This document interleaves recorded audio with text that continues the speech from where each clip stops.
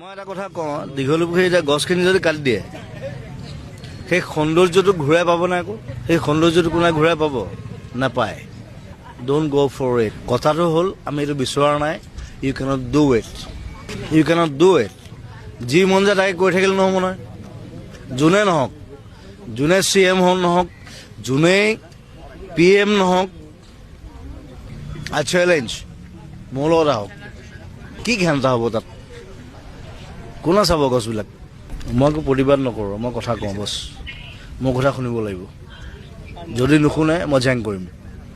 কথাটো সেইটো নাই। এটা কাম কৰি দিলে হয়, দীঘলী পুখুৰীখন বন্ধ কৰি দিলে হ'ল, পুখুৰীটো পুতি দিলে হ'ল, গছসোপা কাটি দিলে হ'ল, তাত ফ্লাইঅভাৰ 5টামান বনাই দিব পাৰে, একো নাই।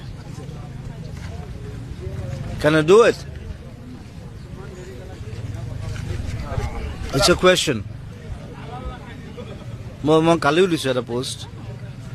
সেই সৌন্দৰ্যটো কোনে ঘূৰাই পাব? নাপায়। চ' ডোণ্ট গ' ফৰ ইট। সেইটো BJP চৰকাৰ হওক, কংগ্ৰেছ হওক, আই ডোণ্ট কেয়াৰ। কথাটো হ'ল আমি এইটো বিচৰা নাই। You can't do it. You can't do it. যি মন যায় তাকে কৈ থাকিলে নহ'ব নহয়। যোনে নহওক, যোনে CM নহওক, যোনেই PM নহওক, মই সদায় আছোঁ। মই গছ ৰক্ষা কৰি আছোঁ, গছ ৰুই আছোঁ। আমাৰ গোটেই ফ্ৰেণ্ড ক্লাবে আমি প্ৰত্যেক বছৰ আমি 5,000 গছ ৰুওঁ। সেইটো চাই গভৰ্ণমেণ্টে নোৰোৱে। আই চেলেঞ্জ, মোৰ লগত আহক।